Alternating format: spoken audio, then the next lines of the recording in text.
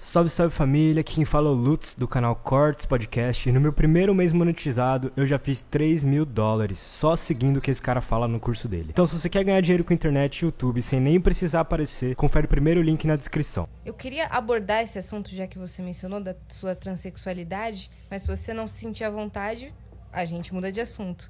Quando você se viu mulher, você sempre se sentiu mulher?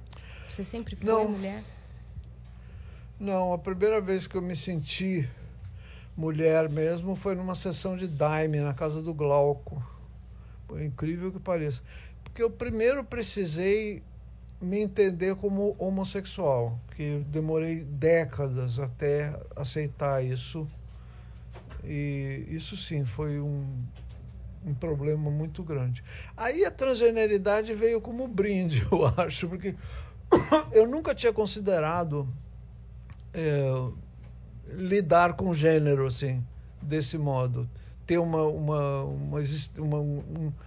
arranjo diferente na área de gênero. E foi numa sessão de Daime mesmo. Uhum. Eu estava ali dando a minha viajadinha, já tinha vomitado tudo que precisava, né? Barra pesada. Né? E você se viu? E eu me senti muito claramente mulher. Uhum. O Glauco, depois que terminou a sessão, ele veio falar: precisamos depois ver o que era assim, essas coisas que você ficava aí fazendo, uns gestos assim. Eu ficava olhando minha mão mesmo, assim, vendo um gesto feminino. Um movimento né? delicado, assim. Não sei se tanto delicado. Eu não me sinto uma mulher delicada. Eu me sinto mulher, mas eu não me sinto exatamente uma mulher delicada, porque para mim, a delicadeza não é exatamente o atributo que define e consagra. Sim, concordo. Mulher e a feminilidade. Senão eu tava lascada. Eu olhava a minha mão, assim, e sentia que podia estar olhando meu pé também, mas foi a mão. Sim. É que o conceito todo criado de feminilidade tem esse atributo dentro, né? Que o universo decidiu que mulher tem essa delicadeza nos seus gestos e tudo mais. Isso foi em 2003. Uhum. Isso, e ninguém falava sobre isso. Quase. Não, falava. Tinha bastante coisa acontecendo já nessa área. Uhum. Aí, em 2004, eu passei a entender mais claramente essa busca. E eu comecei a comprar roupas de baixo, ir no supermercado comprar calcinhas. E comecei a usar de forma escondida essas roupas, essas peças, umas sandálias de salto, umas coisas assim, tudo escondido. E daí eu passei um bom tempo sem tocar nesse assunto, porque meu filho morreu em 2005 e eu entrei num parafuso bem grande e achei melhor não precipitar coisas nem misturar canais assim. Então demorei mais 2008, 2009 eu voltei ao assunto. Uhum. Aí eu entrei num grupo, e aí vale a internet nessas coisas, um grupo na internet que era o Brazilian Crossdressers Club, que acho que ainda existe. Uhum. Que Crossdressing é quando você... Crossdresser é travesti, né? Ah, é sim. uma palavra para travesti. É que travesti tem uma carga de preconceito muito grande. Meio pejorativo, né? Exatamente. Tem As crossdressers eram... Eu dizia isso e eram meio chocantes. Era uma travesti de classe média, assim. Sabe? Eu achei que era mais um homem vestindo roupas ou acessórios que eram atribuídas ao gênero oposto, ou uma mulher vestindo coisas... Esses nomes todos, eles têm uma existência semântica que varia muito. Então, se Sim. você for em grupos de acompanhantes, por exemplo, você vai achar talvez a palavra crossdresser definindo homens que vestem roupas femininas só. Sim, sim. Então engloba mais coisa. Então engloba também No travestis. pessoal do BCC, crossdresser era uma pessoa que não está o tempo inteiro de mulher. Sim. Então tem uma vida masculina e tem uma existência feminina em determinados fins de semana ou festas ou coisa mais o quê. E Então, você frequentava os eventos frequentava. do grupo. E fiquei acho que 1 ano ou 2 nesse grupo, até que eu achei que eu não queria mais ter uma existência masculina, nunca mais. Uhum. E quando você se apresentou assim pro mundo, como foi a reação? Foi devagarzinho, né? Uhum. Uma sainha, uma coisinha. Vinha aos poucos. Foi incorporando, assim, né, elementos, pouco a pouco. É porque é um pouco assustador também, sabe? Sim. Não é uma coisa exatamente tranquila. É empolgante, é uma coisa entusiasmante. Uhum. Mas não é uma coisa tranquila. Eu saía à rua e sabia que, de alguma forma, estava correndo um tipo de risco, assim. Uhum. Você não quis mudar o seu nome? Quis ser Sônia, mas achei que tudo bem continuar sendo Laerte. Uhum. A escolha dos pronomes foi algo que você batia nessa tecla ou você deixou Não, naturalmente? demorou muito também. Quer uma bolachinha? Não, obrigada. Quer um cappuccino, um café? Café acho que eu quero, pode ser? Eu vou querer um Claro. café também, Dani. Te acompanho, então. Então, a coisa dos pronomes... Eu outro dia vi uma entrevista minha de 2012 e ali eu me referia a mim mesma no masculino com bastante liberdade, assim, ia e vinha toda hora. Então foi uma coisa progressiva, assim. Sim. Ainda assim, às vezes você se chama com um No pronome... masculino não mais. Não, agora no feminino. Agora já foi. Entendi. Mas acontece de pessoas ainda se Chamaram no confundirem? masculino? É. Acontece. E como você lida com isso? Eu corrijo. Legal. Você é o Laerte? Não, eu sou a Laerte, É isso. por exemplo. Mas a pessoa ela está sendo absolutamente positiva comigo, está Sim. sendo afetiva, ela não está me agredindo nem nada. Eu corrijo e a pessoa, beleza, passa a me tratar no feminino. Porque eu penso nisso, eu fiquei até os 60 anos de idade sendo conhecida como uma pessoa... Tudo bem, hein? É a cafeteira. Tá fazendo seu Mas café. não sai aqui o som, fica tranquilo. Eu fiquei durante muito tempo sendo conhecida como um cartunista. E um cartunista sem a menor fiapo de feminilidade. Ou talvez tinha, meio viadinho, mas eu não tenho problemas com isso, não. Agora, eu compreendo com muita exatidão por que as meninas se queixam disso. Da questão da questão do uso dos pronomes, não? Dos pronomes, do reconhecimento. Por quê? Porque chamar a menina no masculino é uma forma de agressão mesmo. A Lin tatuou na testa, né? Ela. E mesmo assim, né? As pessoas continuam. É, exatamente. Pois é agressão mesmo. É.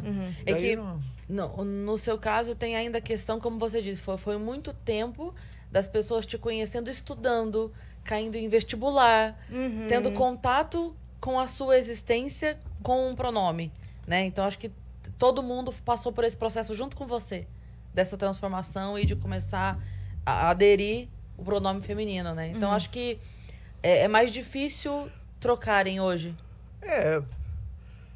Pois é, eu fiquei meio manjada, né? Você não é aquela... Eu, às vezes, eu sou tal. Então, para mim, o peso do uso equivocado de pronomes não é tão grave. Sim. Eu sei que existem trans que ficam chateadas com essa minha posição, mas é como se passa a coisa. Obrigada. É que é compreensível, mas cada história é uma história, né? E você tem, de fato, aí, como você mesma disse, muito tempo sendo conhecida. E aí tem que lidar com essa... Porque também tem isso que você falou, né? Você percebe que a pessoa não vem na má intenção. E se a pessoa não vem na má intenção, fica mais fácil de você só corrigir e continuar a conversa. Não gira um mal-estar, né? Exato. E essa coisa de gênero, tem uma outra... Tem um outro pormenor que é o seguinte: quando você se identifica e quer fazer uma transição de gênero, quer fazer um movimento de gênero, nem sempre é uma coisa só, não é uma coisa unívoca, sai de masculino e vai para feminino, sai de feminino e vai para masculino. Em primeiro lugar, porque a existência desses dois polos de gênero são questionáveis. Eles são questionáveis cientificamente, biologicamente e principalmente culturalmente. A existência de macho e fêmea e de masculino e feminino é altamente discutível e o jogo é muito amplo. A liberdade das pessoas existirem dentro desse espectro deve ser a mais ampla possível. E como as pessoas estão hoje lidando com isso, é de uma riqueza nunca vista. Antigamente tinha mulher, tinha homem, a travesti era um homem tentando ser mulher e o sapatão era uma mulher tentando ser do homem. Era tudo assim. Eu acho que hoje existe uma compreensão do que se passa na área de gênero, Sim. orientação sexual e nas áreas biológicas também, que enriquece muito a visão que a gente tem Sim. das coisas. Que mesmo biologicamente existem graduações de intersexo que são reconhecidas hoje. Identidade de gênero nada tem a ver com orientação sexual, Não né? tem a ver com orientação sexual. Mas muita não tem gente que ver confunde. com configuração também da genitália. Sim. Você podia ser mulher e continuar gostando de mulher. Então, Não teria nada a ver. antigamente todas as situações de intersexo eram corrigidas no bisturi. Quando a criança nascia, o médico falava, a gente vai ter que fazer uma intervenção aqui. Por quê? Porque tem... Pronto. Estava criada uma outra condição para uma pessoa que podia perfeitamente existir com aquilo. Sim. Por quê?